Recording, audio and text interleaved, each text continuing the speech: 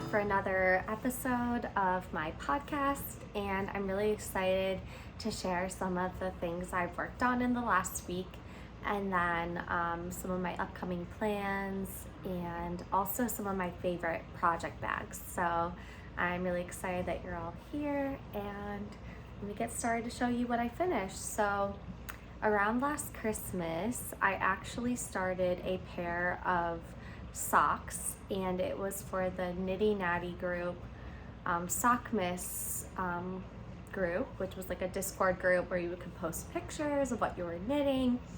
And I took a sock making class and I loved it, but it just took me a while for all the steps to like start to feel natural. I don't know if anyone else had this experience with sock making, but it's almost like you make your sock and then, or like you're starting to make your sock and you have to reach the point of turning the heel and making the heel flap and doing all these things, and it just became like really intimidating to get through all those steps. So I would like knit the first part of the sock and get down to the heel flap, and then I would like get intimidated and I'd like pause again. So I was really happy to pick these back up, and I'm really excited with the way they turned out. I still need to weave in my ends, but the yarn is super soft, and the socks actually like fit perfectly. So I'm really happy because I can basically like model any of my future sock knitting off of these.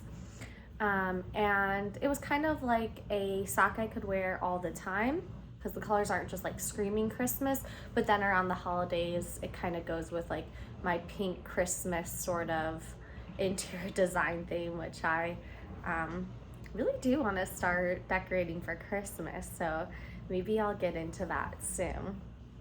But yeah, so I was about halfway through the first sock and then just like let it sit for almost like 9 months, right? And I just picked them back up. So you can see they look really nice, and I love the contrasting toes, heels, and I did twisted ribbing for the cuffs. So it's kind of challenging to do on such small needles, but I do think it looks really nice. I think for my next pairs of socks, I won't do twisted ribbing though.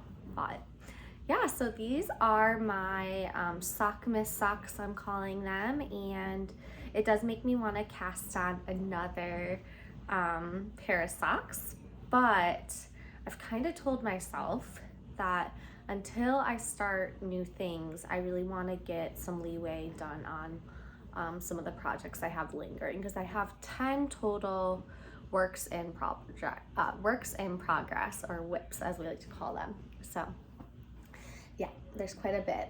The other thing that once those socks were done, I was feeling really like that high from just like finishing a project, and I wanted to start a new project. So I pulled out my Malabrigo slip stitch blanket, and this blanket has been a journey. It's not hard to do, but it's one of those things where I put it down for so long. I think I've been working on it since about like 2020, 2021. And I just lost the motivation, and then it was almost one of those things where like I didn't really remember how I was doing it, and I couldn't like get that mojo back. So I picked it back up this week, and it just felt so much easier. I think that's like showing growth in my knitting because everything's feeling so much simpler now. I think it's after doing this Tessellated Sweater that things are just feeling easier, and I will talk about this later. So you can see here, this is my beautiful slip stitch blanket. It's using the yarn Malabrigo's Rios yarn, which is I believe close to a worsted weight or DK. I just love the way it's turning out. I actually didn't really, like I got confused when following the pattern, so I created this like almost my own version of the Malabrigo stitch slip blanket. So like my slip stitches are supposed to be where the gray is, but they're actually like within the white sections. So it kind of makes these really pretty like V's, like color work almost. So it's super soft. It's definitely gonna go with my living room, and I'm to the point now where like I'm really excited to finish it. I think my goal is to do 3 total more stripes. So I think it's right now it's at 1, 2, 3, 4, 5, 6 stripes starting the 7th, and I think I want there to be like 9 or 10. So technically I might have to do 4 more. We'll see how much yarn I have. I want it to be a little bit bigger. I could definitely just like end it now and call it a lap blanket, but I just like know for myself I'll be disappointed in like spending all this time on it and cutting it short when I don't have to for any reason. And this is the bag I have it in. It's the Hohi & Co. I think they call this like the boxy tote or something like that. I do really love this bag, but the funniest thing about it is like this bag has been holding the Malabrigo yarn for about 2 years. So I haven't used the bag for much other than holding this project. So you can see the colors. I have this really nice like mocha, like grayish, almost like between a gray and a brown. This really pretty soft pink, white, mint, and then a gray. So they end up working really well with each other. The colors are super soft, but also like not boring to the point where it's just like gray and white. I am really excited to finish this, and I leave for a retreat tomorrow, the Sleeping Bear Fiber Retreat here in northern Michigan, and I'm really excited for that. So I'm gonna bring this blanket along, and just it's an easy thing to like do kind of socially, and so I'm going to bring this as like my kind of just chatting and knitting project. So that'll be a lot of fun to finish, and it'll just be another thing I can check off my list and say I completed it. I guess I'll take a break just to talk about like what I'm wearing. So I did go to Rhinebeck, New York for the Sheep and Wool Festival, the New York State one. And Andrea Mowry is a designer who releases a sweater pattern every year for the festival, and she kind of calls it like the Rhinebeck sweater of the year. And this year it was called Tessellated, and it was advertised as like cat's coming to sit. This is Lila, by the way. She loves to sometimes cuddle, and then you'll probably see like shortly later she'll just run off. Yeah, so this sweater is a mosaic knitting technique of like knitting to, slipping to, knitting to, slipping to, and then like alternating. So those 2 colors, or 3 colors actually, tessellate into a pattern. So you can kind of see my pattern here. A lot of people did this in Spin Cycle, which is a color changing yarn. And I do love Spin Cycle, but for this sweater, and knowing how much time and effort it was gonna take, I wanted something really neutral that would match with most of my wardrobe. So I chose the dark chocolate brown, a light brown or tweedy brown color, and then the white or beige. And actually I'm like loving the way the sweater fits, and it's very comfortable, it's warm, and I think I just need to block the sleeves a little bit better. I did block it, but one thing I noticed is like this is where the magic loop was doing the decreases, so it's just kind of cornering out in those spots. But I know it'll be an easy fix when blocking to do that. And I made it slightly bigger than like a fitted one, and I'm so glad I did that because I am not a fitted garment type of person. I like things a little bit looser and comfortable, and I have like it's longer than most of the sweaters you'll see online. So the ribbing is like a little bit longer than some, and I really like the way the neckline came out. It's kind of like almost straight across, and I don't know if that's just the way I picked up stitches, but I'm really happy with that as well. So this project was quite a task, I would say. I started right around the time the pattern came out, which I believe was in August, and knit it all the way through that remaining part of August into September, and then like right up to when I left for Rhinebeck, I was like, just like, I think I spent 2 straight days just knitting it to finish up the sleeves. The sleeves were probably the most challenging because you were doing the decreasing. The way the pattern was written, I got confused in a lot of ways, and it could just be my inexperience. This is only my second sweater, so just kind of getting used to the way Andrea writes things. And I would say the time in which this took, I probably could have knit 2 sweaters. The reason is because when you're slipping stitches, you basically have to knit 2 rows to get 1 row. And it just ended up taking a lot more time than one would think. And it's a very dense fabric. So I'm just kind of like showing you the inside. You can kind of see there's like a lot of floats. So it's super cozy.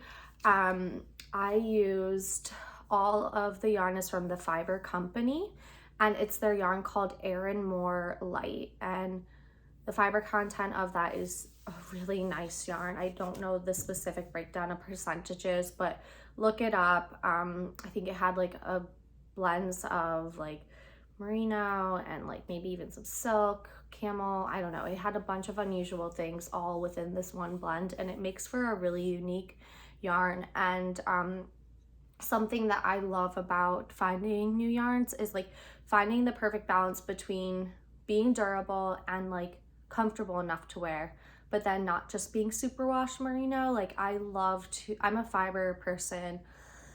I studied textiles in school.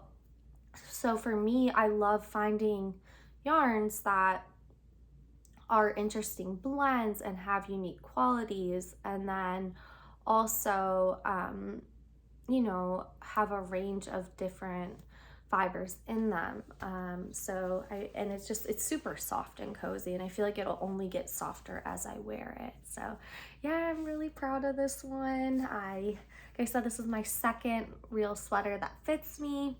Last week I was wearing my novice sweater, and that was like the first sweater that I was really pleased with that I made.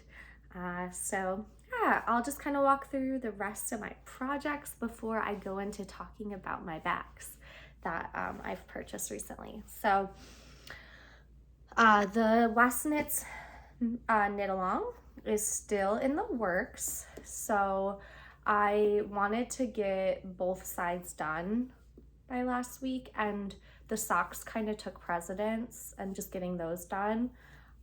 So I still, like, this is the one side that is complete, and then the other side has about only 1 garter ridge done, and I need 6 with eyelets in between. So this still needs quite a bit of work, but that's okay. I think I've said this before, I'm okay with this being a little bit of a long-term project to get done. It's very tedious.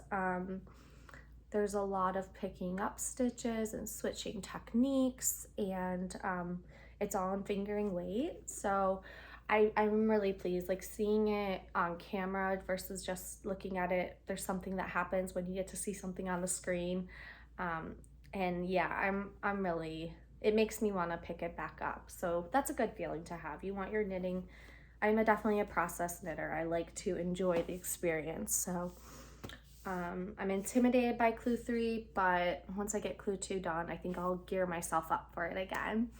The other project I was working on recently, I think I showed this last week, is the porcelain sweater. It hasn't had much done on it, but I really do like seeing the colors work up together. So when I see it from afar, I'm like, this is definitely going to be a really nice sweater.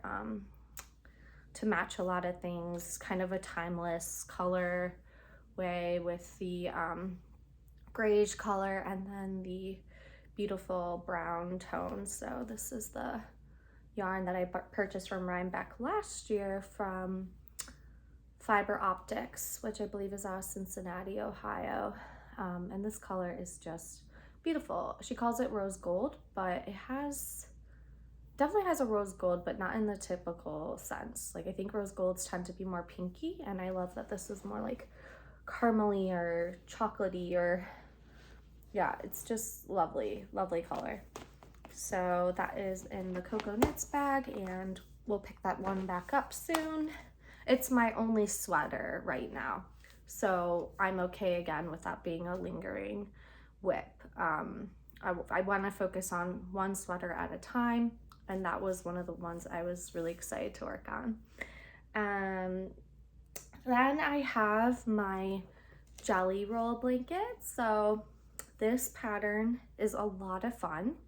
If you have scrappy bits of fingering weight yarn or even DK, this is a great project to work on, to use up your mini skeins or scraps, and can just be a really meditative knitting project. Great TV knitting, great like knitting night if you go to your local yarn shop. And so the way it's knit is, if you're a quilter and familiar with the Jelly Roll quilt, the Jelly Roll quilt is a bunch of strips that you're like sewing fabrics together, and then you sew all those strips together. So this is done in a similar way with knitting techniques, and the way in which it's done, oh, that's so strange. It just came undone there. Okay, we might have to fix that later. Something happened. But the way it's done is you knit one strip, then you knit the next color, and once your first strip is done, that's when like you're just knitting, like pretend you're knitting a scarf, then you're picking up stitches along the edge, and it creates this really beautiful piece. And I honestly am like so thrilled with the way this has turned out. I think that it's something I'm really proud of because all the colors are coming together in a really fun way. And it was something that was a little intimidating to me at first, was like how to join something as you're knitting it.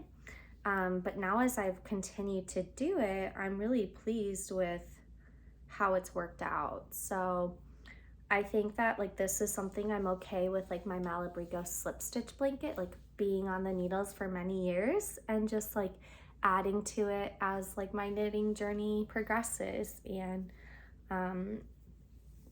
it's just a lot of fun. And I made it body length, so I'm about 5'4", and so this is just a little bit shorter than my nose length. So it's long, and it'll be cozy blanket to have in the future. So, and now that I learned the weave-in Steven technique from doing the knit along, I'm weaving in my ends as I go on all my projects. So I think that's just something I'm learning, being a relatively new knitter, is like these techniques I learned from one project carry over in like a really beautiful way to the next.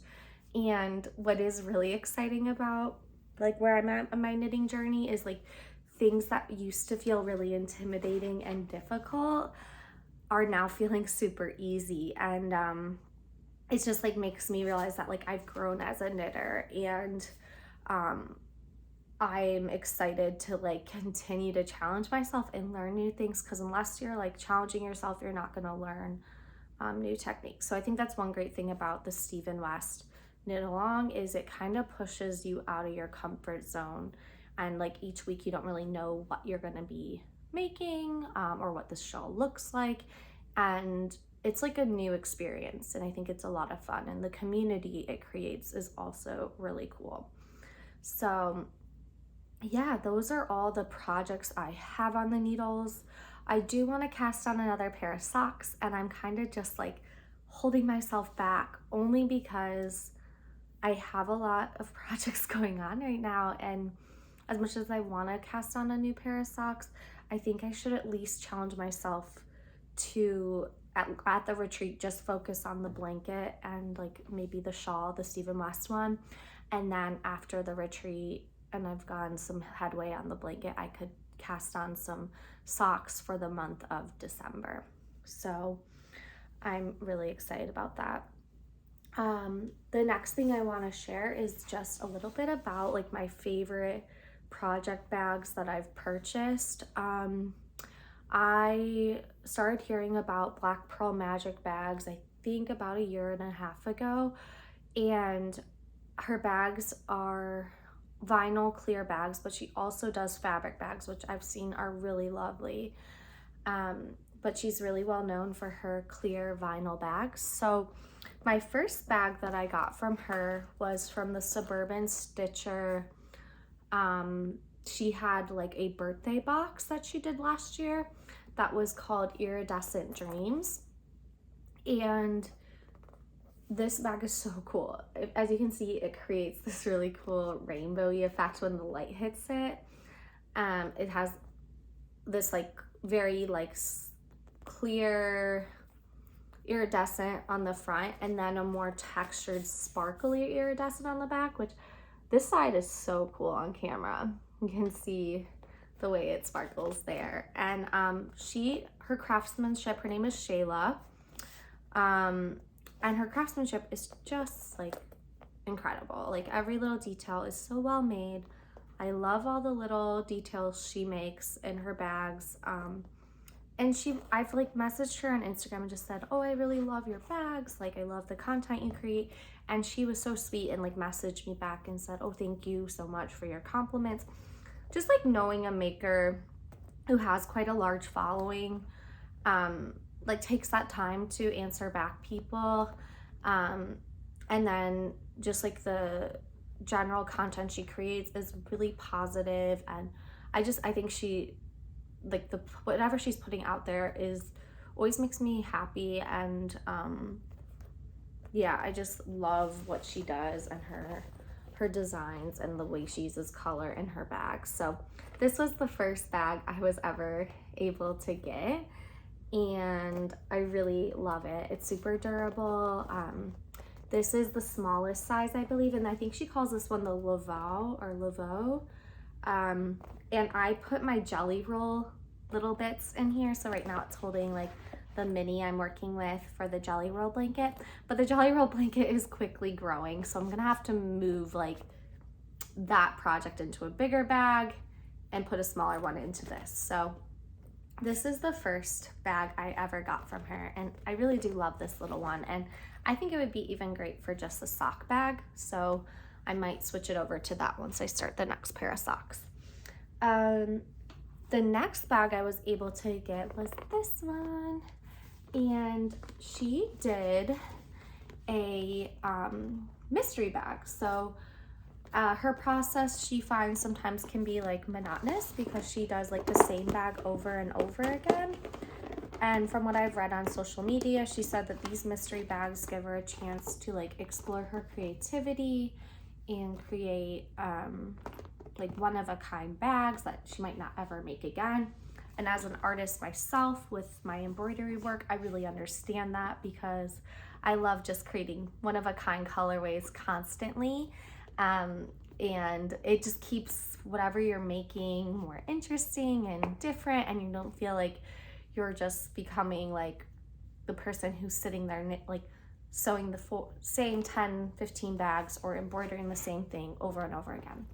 So this mystery bag, I love. It's got some sparkles, which is kind of hard to capture, but you can see it, little tiny sparkles, kind of rainbow. And then she did a really fun lime green or yellow neon zipper with little purple zipper tabs or covers, and like an iridescent purple zipper.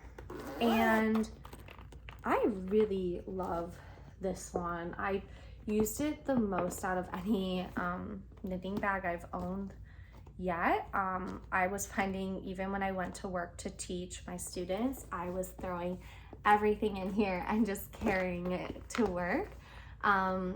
Something about being able to see what's in a bag is really nice.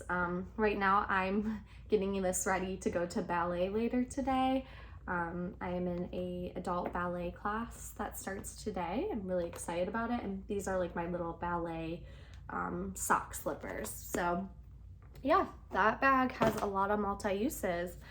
And then the most recent and exciting purchase, I think, is this one. So Shayla has been designing lots of different styles for a while, and when she posted about the big ass bags, as she calls them, or BABS, I was like, oh my gosh, I want to go to Cake Palooza just so I can get that bag. That's how badly I wanted it. But just scheduling wise and staying in Rhode Island and just going to Rhinebeck for the one day and not staying overnight, it would be hard to go to Cake Palooza, which is on Friday, and then Rhinebeck Sunday. So I did not go to Cake Palooza this year, but she was so awesome and said that she was going to reserve some of the merchandise that she was selling at Cake Palooza for a later shop update for those of us who can't go in person. I thought that was really nice to be like more inclusive to like the larger community of people who don't have that opportunity to go to all these super cool festivals. So she said, like, I'm gonna be posting the bags at this day, at this time, and I had alarms on my phone. I was sitting there with my thumbs just like refreshing, so I could get this bag. And it is like everything I could have ever dreamed of. It's so fun. She calls this the BABS, big ass bag. It's huge. It's gonna be such a great sweater project bag, or blankets, or just like an everyday like traveling bag. And there was 3 different colors she released it in. She did like an iridescent blue with the stars, which is really cool. I'm just not as much of a blue person as I am like a pink person. And then there was a pink one, so the vinyl was more like pink in color but still clear with the stars, with like, I believe, the same color zipper and handles. But for whatever reason, I was mostly attracted to the clear. I just loved like kind of like the baby colors that this had. And I think it was like a Y2K or something inspired collection. And I was really excited about this purchase. I'm definitely gonna take it to the retreat this weekend, I think. Or I might just like hold off and just, I don't know. We'll see.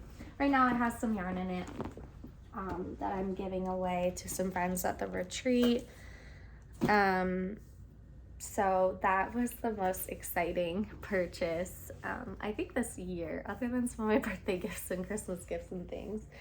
The last bag that I got from a update from her was, I believe, this summer when La Biena May's Neons and Neutrals book was released. And this is called like the Boxy Maker's bag, and it's so cute. It's like the little jelly.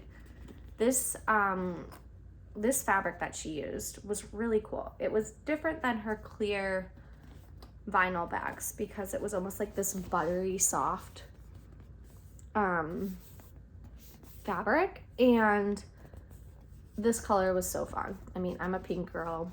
And then it has like the little clear sparkly little tabs on either side, and then just like this matte colored zipper. And this bag is really fun. It could be used, like I've seen people online like show they put their sock yarns in here and work on them, so I definitely think you could do that. But I've been using it as like a little notions bag, and I put my tape measure, some pencils, some stitch markers in it, and it's been great for that.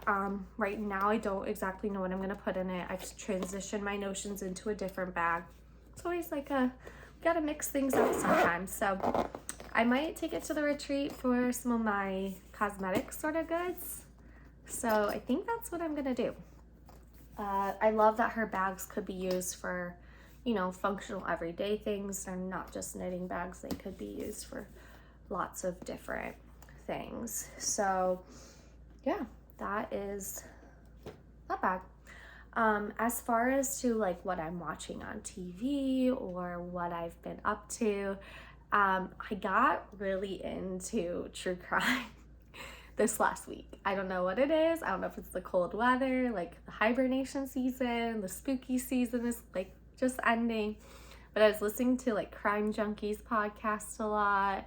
And then on TV, I've been watching Below Deck, which is like my family's favorite show on Bravo. And then I was watching Salt Lake City, I think it's called Housewives of Salt Lake City or something like this, is the show on Bravo. And I've been watching that for years. My sister lived in Salt Lake City, so we both got into that show. It's a lot of fun. It's like a lot of silly drama, but the women are characters is all I can say about that show. So I've been watching that. And then my husband and I did a lot of house chores this past weekend. We vacuumed under the couch. We did all the things that no one ever wants to do. So we feel a little bit like ready to cozy into the house again. Things feel a little bit back under control from a busy summer and fall. So we're here in northern Michigan, so the weather and temperature is getting cooler. We'll be skiing and have lots of snow coming soon.